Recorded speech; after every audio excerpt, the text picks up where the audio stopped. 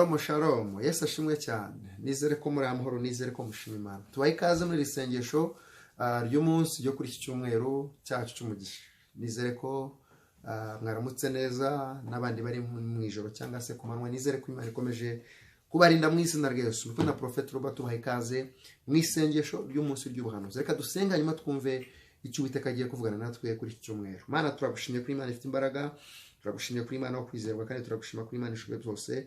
Turasenze muri uyu mwanya, reka imbaraga zozuke zibane natwe muri iri jambo, kandi Imana tuze kugira umugisha kuri iki cyumweru. Gugenderera abandi natwe tugenderere, kandi imenyekane kuri Imana yacu. Urakoze kutwumvishije, cyore kibi cyone mu izina rya Yesu Kristo w'i Nazareti. Amen. Reka dusome ijambo ry'Imana turi busange mu byakozwe n'intumwa. Turasoma igice cya mbere n'umurongo w'8. Ibyakozwe n'intumwa igice cya mbere umurongo w'8. Haravuze ngo, icyo ukora muzahabwa imbaraga umwuka wera nabamanukira, kandi muzaba abagabo bo kumamya Yerusalemu ni Yudaya yose ni Samariya no kugeza kumera y'isi. Imana ishimwe cyane. Ndagira ngo uyu munsi dusenge muri ijambo rivuga ngo Imana iguha imbaraga z'umwuka wera. Buriya Yesu yaravuze ngo icyambere ajya gusubira mu ijuru yabwiye abigishwa bati nimugende muri Yerusalemu, ngo bajye Yerusalemu.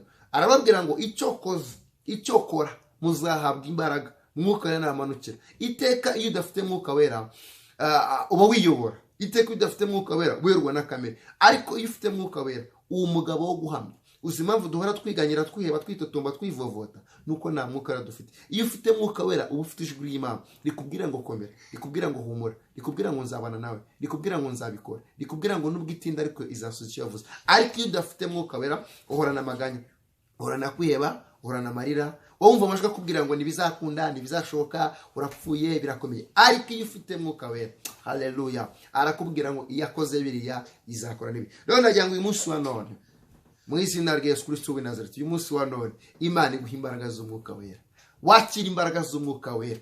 Niyo mpamvu Yesu yabwiye abigishwa ati nimugende muri Yerusalemu. Aravuga ati icyo ukora ndabizi ntashidikanya muzahabwa imbaraga mwuka wera namanukira. Icyambere, icya kabiri, nibwo muzaba abagabo bo kumamya, haleluya, abango Yerusalemu ni Yudaya ni Samariya n'ahandi hose. Ndagira uyu munsi wa none cyumweru Imana iguha imbaraga z'umwuka wera. Wakira impano z'umwuka wera, wakira impano zo kwishirwa, wakira impano zo kwera. Biragoye ko muri iki gihe none duhagazemo cyuko umuntu ashobora kwiyobora. Buriya no gusenga utumva ijwi ry'Imana, nubuzi ngo wasenze yakumvishije. Buriya gusenga uterekwa, nubuvuga ati ibyo ndimo Imana ibirimo cyangwa nibi. Biba bisabwa kujya gushaka umuntu wereko. Ariko uyu munsi wa none kuri cyumweru gusaba imbaraga z'umwuka wera. Wa mugabo wakira imbaraga z'umwuka wera, wa mugore we wakira imbaraga z'umwuka wera, wa musore wa mukobwa wakira imbaraga z'umwuka wera. Ngo abigishwa bamaze guhabwa imbaraga z'umwuka wera batangiye guhamya, batangiye kuvuga bashize amanga, batangiye kuvuga bene. Baravuga ngo uwo tukuvuga turamuzi, twabanye nawe. Haleluya.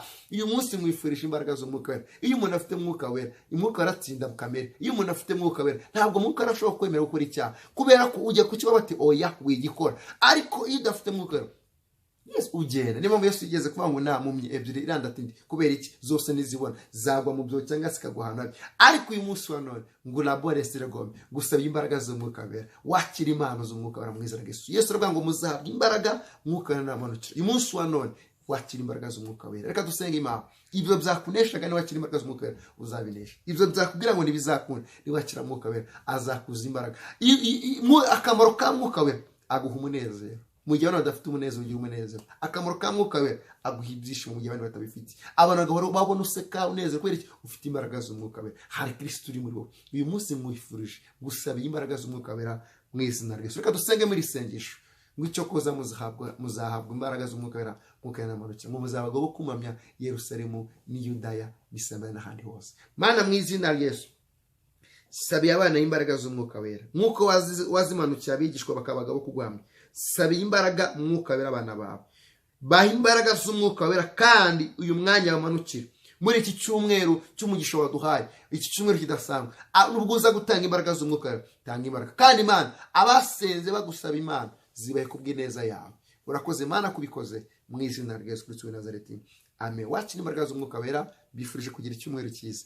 kandi nkurekera kuza kubana natwe mu kanya isaa 7 zuzuye ku rusengero uzuteranane natwe. Dufite amasengesho avuga ngo mana dusohoreza amasezerano tuvuzeho. Yesu urashaka yuko Imana igusohoreza amasezerano akuvuzeho, ngwino ubane natwe. Dukura hano Kimironko kwa Mushimire.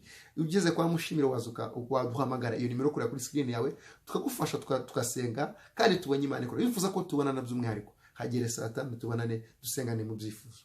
Imana ibahe umugisha, ikomeze kubagira neza mu izina rya Yesu Kristo Nazareti. Mwe na Prophet tubakunda. Bye bye.